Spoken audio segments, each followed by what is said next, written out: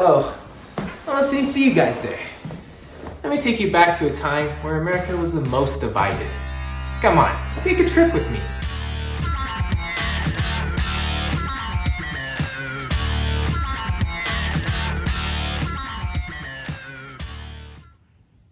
We open up at the beginning of 1848 with the end of the Mexican-American War and the signing of the Treaty of Guadalupe Hidalgo.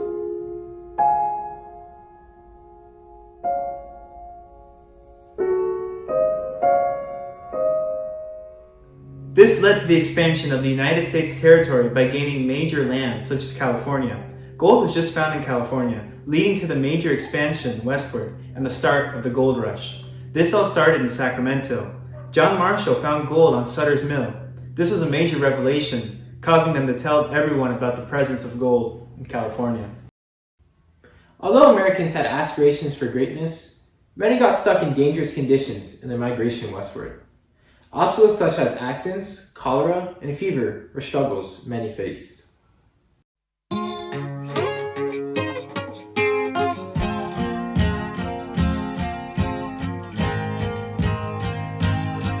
Meanwhile, on the other side of the country, the Fugitive Slave Act was signed, forcing free slaves who escaped to be returned back into their states.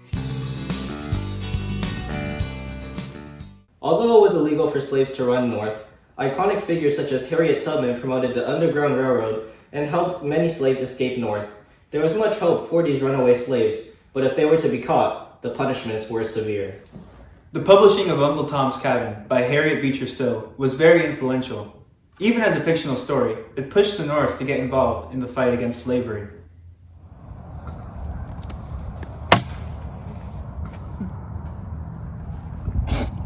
Slavery.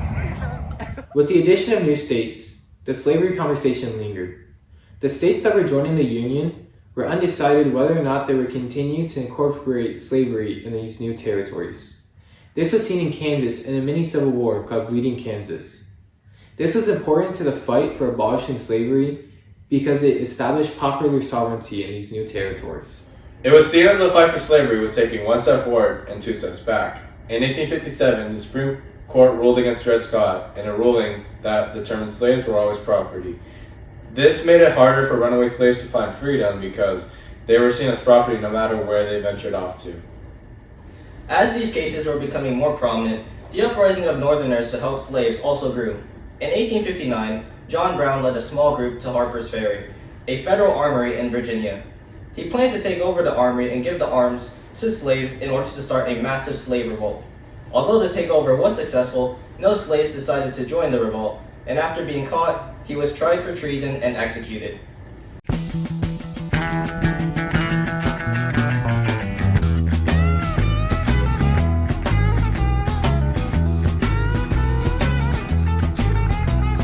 Trucking, got my chips cashed in, keep trucking, like the Doodah Man together. More or less in line. Northern abolitionists saw him as a hero, but Southerners saw him as proof that the North would end slavery by any means necessary. Clearly, tensions were at an all-time high. These debates over slavery came to its climax in the election of 1860 between Abraham Lincoln and Stephen Jackson. Here, Abraham Lincoln, a Republican, argued for slavery not to expand to the territory, while Stephen Jackson, a Democrat, argued for popular sovereignty so that people could decide on whether slavery would be allowed in each territory. Ultimately, Abraham Lincoln would win this election, despite only winning 40% of the popular vote, with the southern states soon seceding from the Union and creating the Confederacy. The following years were the bloodiest in American history. New technologies like the Gatling gun and telegraph helped change the face of the battlefield. Although many thought the war would be quick due to the North's advantages with a larger population, better railroad infrastructure, and a better economy due to manufacturing, the South had great military generals like Robert E. Lee and Stonewall Jackson. This, in combination with the South's stronger motivation for fighting, led to the Confederacy winning the early battles in the war. If it wasn't for Union General Sherman leading a brutal campaign in the South, it was possible that Lincoln wouldn't have won the election of 1864. In the end, Union General Grant and battles like Gettysburg helped change the tide of the war for the North, and ending the deadliest war in America's history. Along with this, Lincoln issued the Emancipation Proclamation, which freed all the slaves in Confederate territories. Sadly, Lincoln did not survive the war, as he was assassinated by Southern sympathizer John Wilkes Booth when attending a play. With the conclusion of the Civil War, the United States now had to figure out how to piece the North and South back together. This was known as the Reconstruction period, and with Lincoln gone, President Andrew Johnson was left to lead the country. Republicans helped pass programs and legislatures that helped African Americans integrate into post-slavery society. An example being the Freedmen's Bureau, which taught skills and provided provisions for freed African Americans, and the new 13th, 14th, and 15th Amendments, which ended slavery, ensured voting rights, ensured citizenship rights, respectively. African Americans made great strides during this period, with the first black senators like Revel and Bruce being elected to office. However, Johnson vetoed much Republican legislation, which made real change difficult. The Reconstruction effort ended in 1877 with the Compromise of 1877 after a highly contested election. Here, the Republicans and Democrats made a deal. The Democrats would allow Republican candidate Rutherford B. Hayes to take the presidency, but in return, the Republicans would end Reconstruction and all programs attached to it.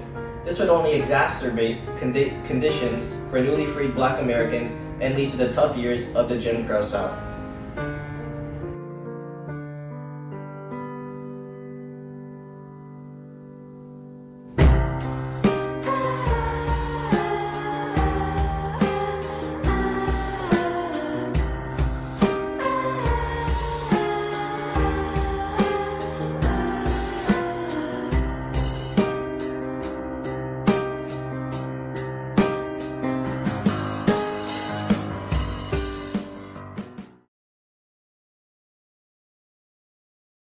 Real change difficult. Is that it? That's it! Yes, Dad! Woo! Okay.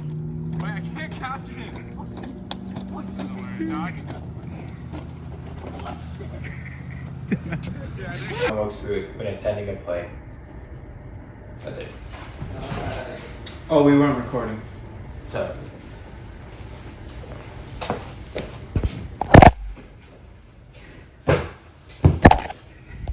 my guy.